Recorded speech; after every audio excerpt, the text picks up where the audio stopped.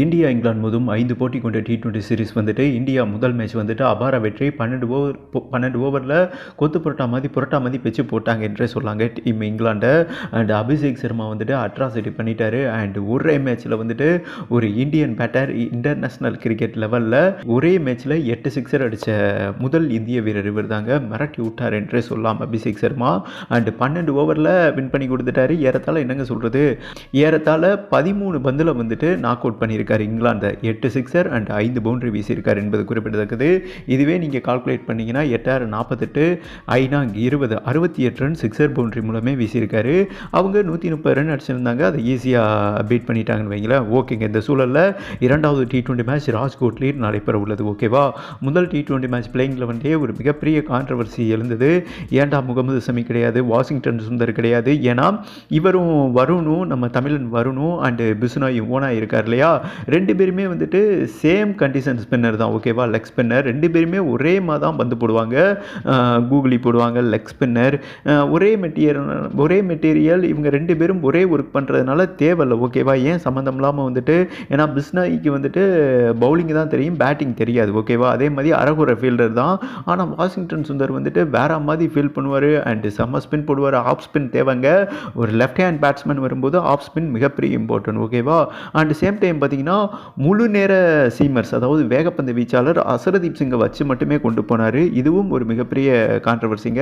ஏன்னா ஹர்திக் பாண்டியா சீமர்ஸ் தான் இருந்தாலுமே வந்துட்டு அவர் ஆல்ரவுண்டர். ஓகேவா, அவரை வந்துட்டு ஃபுல்லாக ஒர்க் பண்ண முடியாதுன்னு வைங்களேன். ஏன்னா இன்ஜுரி அடிக்கடி அவருக்கு ஏற்படும் என்பது குறிப்பிடத்தக்கது. இந்த விமர்சனங்கள் வந்துட்டு எழுந்தது. ஏன்னா முகமது சமி உங்களுக்கு தெரியுங்க, T20 ஃபார்மேட்டாக இருந்தாலும் சரி, எந்த ஃபார்மேட்டாக இருந்தாலும் சரி, நம்பர் 1 சீமர்ஸ். அந்த பந்தை சுத்த விடுவார்னு வைங்களேன். இன் ஸ்விங் அவுட் ஸ்விங் அவரை மாதிரி வேகத்தில் பந்து போடக்கூடிய பவுலர் வந்துட்டு இதுவரை இல்லை என்று தான் சொல்லணும். அந்த மாதிரி நேர்த்தியாக போடுவாருங்க. அண்ட் ஆக்கரும் கரெக்டான நேரத்தில் நன்கு நிறக்குவார். பட் இந்த சூழலில் இந்த விமர்சனங்கள்லாம் ஏற்றுக்கொண்டுள்ளார். ஓகேவா, முதல் T20 மேட்ச் ஜெயிச்ச பிறகு கேப்டன் சூரியகுமார் யாதவ் என்ன மென்ஷன் பண்ணியிருந்தார்னா, கொல்கத்தா ஆடுகளம் ஸ்பின்னுக்கு சாதகமான ஆடுகளம், அதனால தான் இன்னொன்று இங்கிலீஷ் பேட்ஸ்மேன்களுக்கு ஸ்பின்னு தெரியாது, 3 ஸ்பின்னரை இறக்குன, அது வந்துட்டு மிகப்பெரிய கை கொடுத்தது. டெஃபினட்டாக வின்னிங் ஸ்ட்ராட்டஜியோடு தான் அப்படியே போவோமே தவிர பிளேயிங் லெவலில் மாற்றம் இருக்காது. ஆனால் பிஸ்னாய்க்கு வந்துட்டு தேவையில்லை. ஏன்னா வருண் சக்கரவர்த்தியும் இவங்க ரெண்டு பேரும் ஒரே மாதிரி தான் ஒர்க் பண்ணுறாங்க. ராஜ்கோட்டில் வந்துட்டு என்னங்க சொல்கிறது, கொஞ்சம் சீம் கண்டிஷன் எடுப்படும். வேகப்பந்து வீச்சு, சீமர்னா வேகப்பந்து அப்படி நீங்கள் கால்குலேட் பண்ணுங்கள். ஸ்பின்னர்னா சுழல் பந்து வீச்சாளர்.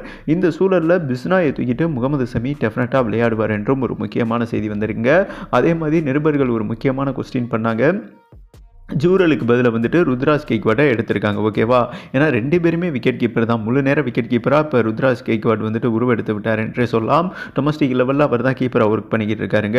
அவருக்கு வாய்ப்பு கிடைக்குமான்னு கேட்கும்போது டெஃபினட்டாக அதாவது இந்த சீரீஸை பீட் பண்ணும் பட்சத்தில் இப்போ 5 T20 போட்டியில் 3 மேட்ச் வின் பண்ணிட்டாங்கன்னு வைங்களா, அடுத்த 2 மேட்ச் டம்மி மேட்ச் தான். அதில் ருத்துக்கு வாய்ப்பு கிடைக்கும். அப்படி இல்லைன்னா அதாவது இப்போ இருக்கிற இளம் பிளேயர்கள் வந்துட்டு பிளேயிங் லெவலில் கொஞ்சம் மிஸ் அண்டர்ஸ்டாண்டிங் அவுட் ஆஃப் ஃபார்மில் இருக்கிற மாதிரி தெரிஞ்சதுன்னா அவர் உள்ளே வருவார் என்று ஒரு முக்கியமான செய்தி வந்திருக்குங்க. பட் இரண்டாவது T20 மேட்ச் ராஜ்கோட்டில் நடக்குது இல்லையா, டெஃபினட்டாக முகமது சமி வந்துட்டு களம் இறங்குவார் என்றும் சூரியகுமார் யாதவ் நச்சின்னு அவரோட கருத்தை பதிவு பண்ணியிருக்காரு.